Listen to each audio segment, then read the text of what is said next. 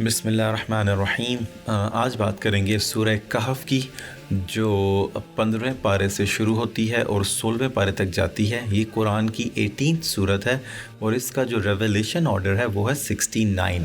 یہ مکی سورت ہے، اس دور میں نازل ہوئی، اور اس کا جو نام ہے کہف، اس کے معنی ہیں کیو کے، غار کو کہتے ہیں کہف۔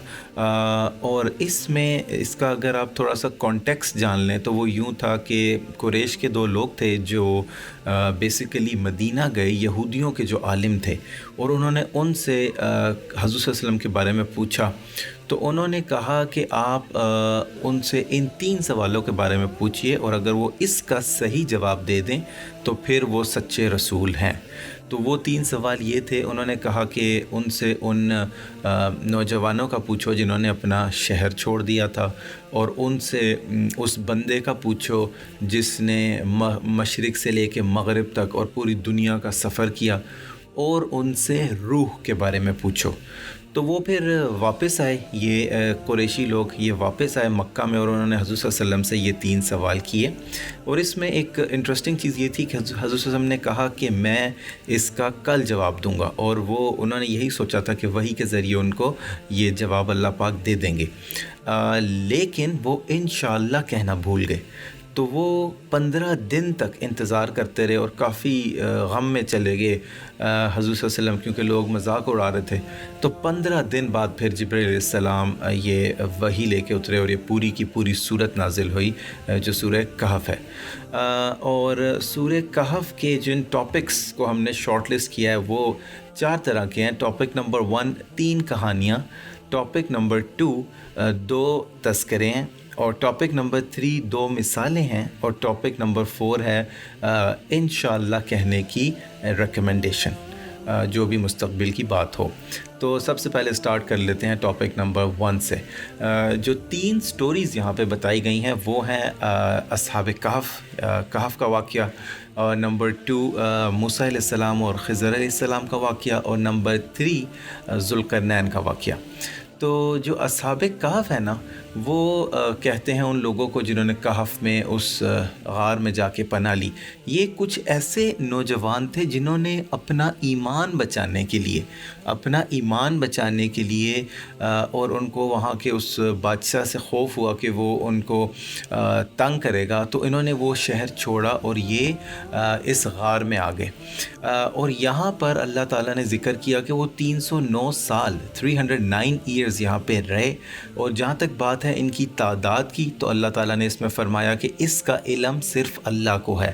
یہ بھی آیا کہ کچھ لوگ کہیں گے کہ وہ 3 تھے اور چوتھا ان کا کتا تھا، یا وہ 5 تھے اور چھٹا ان کا کتا تھا، یا وہ 7 تھے اور 8واں ان کا کتا تھا۔ ان کے ساتھ ایک جب وہ شہر چھوڑ کے کافی دور نکلے تو ایک کتا بھی بیچ میں ان کے ساتھ مل گیا تھا۔ تو یہ وہ واقعہ ہے۔ اور پھر جب وہ بیسیکلی 309 سال بعد اٹھائے گئے اور وہ ایک بندہ ان میں سے باہر گیا شہر میں، تو ان کو پتہ چل گیا کہ یار یہ تو ابھی کے ہیں ہی نہیں، کیونکہ 3 سینچریز گزر چکی تھی اس ٹینیور کو جو انہوں نے کیف کے اندر گزارا۔ تو ان لوگوں نے تو پہچان لیا جو باہر کے تھے، کیونکہ ان کے پاس وہ کرنسی بھی پرانی تھی، تو انہوں نے ان کو بیسیکلی ہیرو سمجھا۔ تو یہ اللہ تعالیٰ نے ایک واقعہ ذکر کیا جو بڑا انٹرسٹنگ ہے، کہ کس طرح انہوں نے اپنے ایمان کی خاطر، اپنے ایمان کے لیے، وہ بڑے توحید پرست نوجوان تھے، انہوں نے اپنا ایمان بچانے کے لیے یہ کیا۔ اور دوسری سٹوری ہے موسیٰ علیہ السلام کی اور خضر علیہ السلام کی۔ اللہ تعالیٰ نے موسیٰ علیہ السلام کو بتایا کہ ایک بندہ ہے سمندر کے کنارے جو تم سے زیادہ علم رکھتا ہے، اور اس کو کچھ ایسی چیزوں کا علم ہے جس کا آپ کو علم نہیں ہے۔ تو موسیٰ علیہ السلام اس کی تلاش میں اسے ڈھونڈنے نکلے، اور وہاں پر سمندر کے قریب موسیٰ علیہ السلام کو ملے حضرت خضر علیہ السلام۔ تو موسیٰ علیہ السلام نے اجازت لی ان کے ساتھ کچھ وقت گزارنے کی، اور خضر علیہ السلام نے اس ایک شرط پر مان لیا کہ موسیٰ علیہ السلام کوئی سوال نہیں پوچھیں گے۔ لیکن موسیٰ علیہ السلام جو ہے وہ خاموش نہ رہ سکے، اور ان کے تیسرے سوال پہ خضر علیہ السلام نے کہا کہ اب ہم علیحدہ ہوں گے، اب میرا اور تمہارا راستہ الگ الگ ہے۔ اور وہ 3 چیزیں جو تھی، جو 3 ایونٹس جن کا ذکر آیا وہ جان لیجئے۔ سب سے پہلے تو خضر علیہ السلام نے جو ہے نا کشتی کی جو بیس تھی وہ توڑ دی، کشتی میں سوراخ کر دیا، اور اس کے جو بیسیکلی اونر تھا جو کشتی کا تھا، انہوں نے چارجز لیے بغیر ان کو کشتی میں سوار ہونے کی اجازت دے دی. تو اس پہ موسیٰ علیہ السلام نے سوال کیا. اور دوسرا تھا کہ انہوں نے ایک معصوم بچے کا قتل کر دیا، اس پہ انہوں نے سوال کیا. اور تیسرا تھا کہ انہوں نے وہ دیوار جو ٹوٹی ہوئی تھی اس شہر میں جہاں کے لوگوں نے انہیں بالکل بھی ویلکم نہیں کیا اور کھانے سے بھی انکار کر دیا، کھانا دینے سے، تو وہ انہوں نے دیوار جوڑی. تو اس کے پھر جدائی کا جب خضر علیہ السلام نے فیصلہ کیا تو انہوں نے وجہ بتائی. انہوں نے کہا سب سے پہلی چیز جو وہ کشتی تھی جس کو میں نے توڑا، وہ اس لیے توڑی تھی کہ ایک ظالم بادشاہ تھا جو ہر وہ کشتی جو ٹھیک ہوتی تھی یا نہیں ہوتی تھی اس کو چھین لیتا تھا. تو اس وجہ سے میں نے اس کو بیسیکلی ان کو اس بادشاہ کے ظلم سے بچایا تاکہ ان کا جو ذریعہ معاش ہے وہ اس پہ حرج نہ ہو ان غریبوں کا. دوسری جو چیز تھی وہ معصوم بچے کے قتل کی. وہ خضر علیہ السلام نے بتایا کہ یہ بڑا ہو کر جو ہے نا اپنے ماں باپ کے لیے ایک بہت بڑا فتنہ بن جائے گا، اور اللہ تعالیٰ جو ہے اس وجہ سے ہو سکتا ہے کہ اس کے ماں باپ بھی جو ہے وہ کفر کرنے لگیں. تو اللہ تعالیٰ نے یہ فیصلہ کیا کہ اس کے بدلے اللہ تعالیٰ ان کو ایک ایسا بچہ دیں گے جو بڑا فرما بردار اور ان کے لیے بہت فائدہ مند ثابت ہوگا. تو اس کے پیچھے یہ حکمت تھی. اور تیسری چیز جو تھی وہ دیوار کی، اس جگہ کی، تو وہ انہوں نے یہ بتایا کہ وہ دیوار جو تھی وہ اس کے نیچے 2 یتیموں کی، جو ایک اس کے جو فادر تھے وہ بہت نیک آدمی تھے، اور انہوں نے اس کے نیچے کچھ خزانہ جو ہے وہ چھپا رکھا تھا، اور اگر وہ دیوار ٹوٹ جاتی تو وہاں کے لوگ جو ہیں وہ چھین لیتے اور ان کو کبھی بھی نہ ملتی. تو اس لیے انہوں نے وہ بچانے کے لیے کہ یہ جو یتیم ہے جب یہ بڑے ہو جائیں گے تو یہ پھر یہاں سے وہ اپنا خزانہ نکال لیں گے، انہوں نے دیوار جوڑ دی. اس کے بعد ہم بات کر لیتے ہیں جو تیسری سٹوری تھی، وہ ہے ذوالقرنین کی. اللہ تعالیٰ نے ان کو جو ہے نا طاقت دی ہوئی تھی دنیا میں، زمین میں اللہ تعالیٰ نے ان کو ایک ایسی پاور دی ہوئی تھی، اور بھی بہت سی چیزیں تھی کہ یہ ٹریول کر سکتے تھے، اور انہوں نے اللہ تعالیٰ نے اس کے لیے ان کے لیے بہت زیادہ آسانیاں کی ہوئی تھی. تو یہ بیسیکلی مشرق سے لے کے مغرب کے آخر تک گئے، اور جب یہ وہاں گئے تو وہاں پہ ان کو ایک ایسی نیشن ملی کہ جنہوں نے جب ان کو وہ نیشن ملی تو اللہ تعالیٰ نے ان کو کہا کہ آپ کی مرضی ہے کہ چاہے آپ ان کو سزا دیں یا چاہے آپ انہیں چھوڑ دیں. تو ذوالقرنین نے جواب دیا کہ میں صرف ظالموں کو سزا دوں گا اور باقیوں کو جو صحیح ہیں، جو ٹھیک ہیں، جو اچھے ہیں، ان کو میں چھوڑ دوں گا.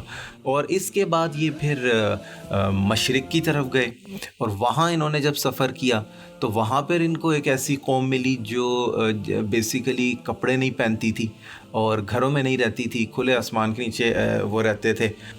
اور ان کو ذوالقرنین اس لیے بھی کہتے تھے کہ انہوں نے جو سورج کی کرنیں ہیں یا روشنی ہیں وہ دونوں کناروں سے جو ہے ایسٹ اور ویسٹ سے دیکھ لی تھی. اور اس کے بعد ٹاپک نمبر 2 تھا 2 تذکرے. اس میں ایک ابلیس کا ذکر ہے اور دوسرا یاجوج ماجوج کا ہے. ابلیس کے بارے میں اللہ تعالیٰ نے فرمایا کہ یہ جنوں میں سے تھا اور اس نے اللہ تعالیٰ کے آرڈر کو اور اللہ تعالیٰ کو انکار کیا انسانوں کو سجدہ کرنے سے. اور اللہ تعالیٰ نے یہ بتایا کہ یہ چونکہ آپ کے باپ دادا ان سب کا دشمن تھا تو یہ آپ کا بھی دشمن ہی ہونا چاہیے، یہ آپ کا کبھی دوست نہیں ہو سکتا. تو یہ چیز یہاں پہ نوٹ کرنے کی ہے. اور دوسرا جو ذکر ہے وہ یاجوج ماجوج کا ہے، اور یہ ذوالقرنین کے قصے میں بھی آتا ہے. ذوالقرنین جب یہاں گئے اس ایک علاقے میں تو وہاں پہ لوگوں نے نا ان کو شکایت کی، وہاں کے لوگوں نے، کہ یاجوج ماجوج کے بارے میں. تو یاجوج ماجوج کو پھر کیا کیا گیا، ذوالقرنین نے ان کو پکڑ لیا اور ان کو جو ہے نا پہاڑوں کے بیچ، 2 پہاڑوں کے بیچ ان کو بند کر دیا، اور پھر لوہا پگھلا کے نا وہاں پہ ایک دیوار بنا دی جس کے اندر ان کو بند کر دیا. اور یہ بیسیکلی انسانوں میں سے ہی ہیں لیکن تعداد میں بہت زیادہ ہیں، اور یہ قیامت سے پہلے آئیں گے، یہ فساد پھیلانے آئیں گے، اور یہ دیکھے جائیں گے کہ یہ اونچی جگہوں سے نیچے اتر رہے ہیں، بھاگے ہوئے آ رہے ہیں. اور عیسیٰ علیہ السلام بھی یہاں تک آتا ہے حدیث میں کہ وہ بھی جو ہے وہ پہاڑ میں چھپ جائیں گے ان سے بچنے کے لیے، اور تب اللہ تعالیٰ ایک ایسی بیماری ان پر بھیجے گا اور جس سے یہ ختم ہو جائیں گے. تو یہ تو ذکر ہو گیا یاجوج ماجوج کا. اس کے بعد ٹاپک نمبر 3 ہے 2 مثالیں. تو 2 مثالیں جو یہاں پہ آئی ہیں وہ سن لیجئے. نمبر 1 اللہ تعالیٰ نے مثال دی ہے ایک اس آدمی کی جو بادشاہ ہے یا مالک ہے گارڈنز کا، اور ایک غریب آدمی کی.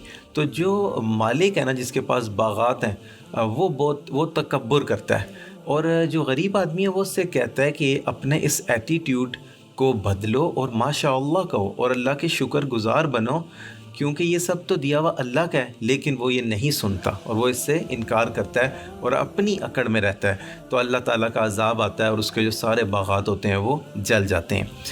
دوسری مثال دی گئی ہے اس دنیا کی. اس دنیا کی مثال اس طرح دی گئی ہے کہ یہ دنیا بھی ایسی ہی ہے جیسے ایک زمین ہوتی ہے اور اس پہ جب آسمان سے بارش گرتی ہے تو اس پہ سبزہ، اس پہ گرینری آ جاتی ہے اور وہ بڑی اچھی ہو جاتی ہے بارش کے بعد.